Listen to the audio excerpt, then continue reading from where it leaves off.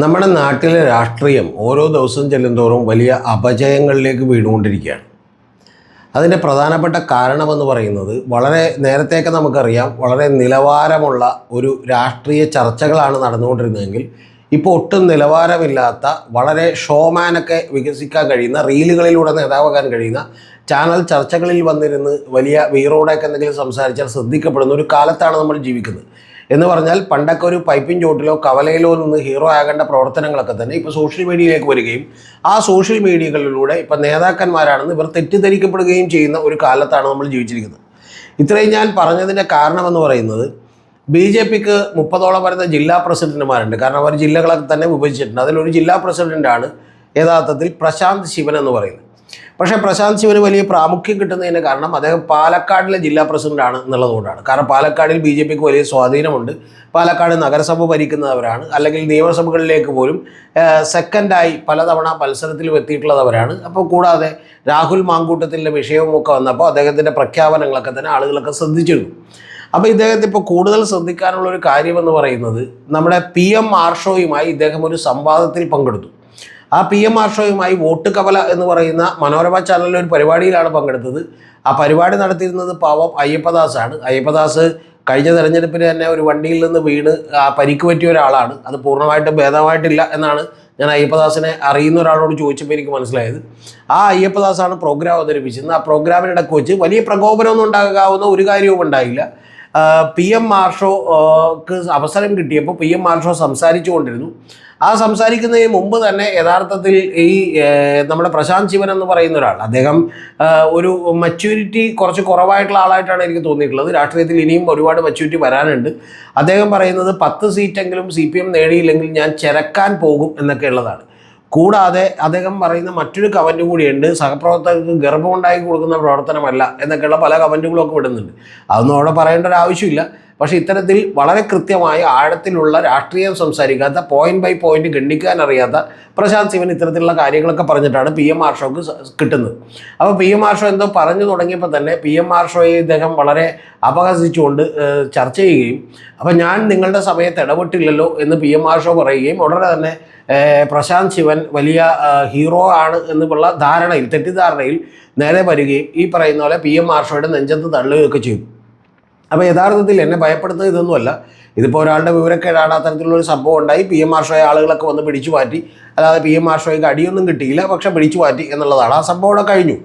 പക്ഷേ അടുത്ത സംഭവം ഉണ്ടായിട്ടുള്ളത്, ഇതെല്ലാം തന്നെ സോഷ്യൽ മീഡിയയിൽ നിരവധി ആളുകൾ, ഞാൻ പലപ്പോഴും എൻ്റെ സുഹൃത്തായി കരുതുന്ന ആളുകൾ പോലുമൊക്കെ യൂട്യൂബ് വീഡിയോ ചെയ്തുകൊണ്ട് അങ്ങോട്ട് ആഘോഷിക്കുകയാണ്. കാരണം PM ആർഷോയ്ക്ക് അടി കിട്ടി, പേടിച്ചരണ്ടു പോയി, പേടിച്ചോടി എന്നൊക്കെ ഉള്ളതാണ്. ഇനിയിപ്പോൾ അടി കിട്ടി എന്ന് തന്നെ വിചാരിക്കുക. അങ്ങനെ അടി കൊടുക്കുന്നവനൊക്കെ മഹാന്മാരാണെങ്കിൽ, ഞാൻ ബാക്കി ചോദിക്കുന്നില്ല, അടി കൊടുക്കുന്നവരൊക്കെ മഹാന്മാരാണെങ്കിൽ, അങ്ങനെ കയ്യൂക്കൊണ്ട് കാര്യം സാധിക്കുന്നവരാണെങ്കിൽ, ശരിക്കും അവനൊക്കെ വീരപരിവേഷത്തോടുകൂടി കാണുകയാണെങ്കിൽ പിന്നെ നമ്മൾ എങ്ങനെയാണ് ഈ പറഞ്ഞ പോലെ അക്രമത്തെ എതിർക്കുക? നിങ്ങളെങ്ങനെയാണ് അക്രമത്തെ എതിർക്കുക? നിങ്ങൾ PM ആർഷോക്ക് അടി കിട്ടുമ്പോഴത്തേക്കും അത് വീരപരിവേഷത്തോടുകൂടി കാണുന്നത് എങ്ങനെയാണ്? യഥാർത്ഥത്തിൽ PM ആർഷോ പലപ്പോഴും വളരെ അപക്വമായി സംസാരിച്ചിട്ടുണ്ട് എന്നെനിക്ക് തോന്നിയ നിരവധി സന്ദർഭങ്ങളുണ്ട്. CPIക്കാരുടെ ഒരു ചവിട്ടുന്ന രംഗമൊക്കെ ഞാൻ കണ്ടിട്ടുണ്ട്. ഞാൻ വളരെ മോശമാണെന്ന് വിചാരിച്ചിട്ടുണ്ട്. നിരവധി ക്രിമിനൽ കേസുകളിൽ അദ്ദേഹം പ്രതിയാണെന്ന് കേട്ടിട്ടുണ്ട്. ഞാൻ പക്ഷേ നേരിട്ട് അദ്ദേഹം സംസാരിച്ചപ്പോൾ അദ്ദേഹം വളരെ വിനയത്തോടും വളരെ സ്നേഹത്തോടും കൂടി സംസാരിക്കുന്ന ഒരാളാണ്. പക്ഷേ PM ആർഷോ അവിടെ കാണിച്ചത് വലിയ പക്വതയാണ്. അല്ലാതെ PM ആർഷോ പക്വത കാണിച്ചു, വിവരക്കേട് കാണിച്ചത് പ്രശാന്ത് ശിവനാണ്. അതുകൊണ്ട് പ്രശാന്ത് ശിവൻ എന്തോ വലിയ നേട്ടമുണ്ടായി, കാരണം ഇപ്പോൾ CPMകാർക്ക് പോലും BJPക്കാരെ ഭയമാണ് എന്നൊക്കെ പറയുന്ന ഈ വിവരക്കേടുകൾക്കൊന്നും ഒരു അടിസ്ഥാനമില്ല. പിന്നെ അതിനുശേഷം അർജുൻ ആയങ്കി എന്ന് പറയുന്ന സ്വർണം പൊട്ടിക്കൽ കേസിലൊക്കെ പെട്ടിട്ടുള്ള അർജുൻ ആയങ്കി വന്നിട്ട് ഈ പറയുന്ന പ്രശാന്ത് ശിവനെ ഭീഷണിപ്പെടുത്തുന്നതൊക്കെ കണ്ടു. അതും വേണമെങ്കിൽ ആവേശത്തോടു കൂടി ചില CPMകാരൊക്കെ എടുത്തിടുന്നത് ഞാൻ കണ്ടു. പക്ഷേ നിങ്ങൾ അറിയേണ്ടത്, ഇതൊക്കെ വെറും ശുദ്ധ വിവരക്കേടാണ്.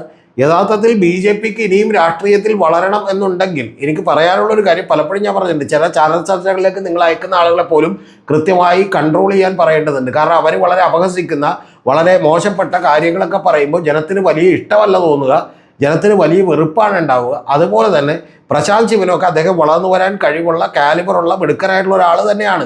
ആ കാര്യത്തിലൊന്നും എനിക്കൊരു തർക്കമില്ല. അദ്ദേഹം വലിയ സംഘാടകനാണെന്നൊക്കെ കേൾക്കുന്നു.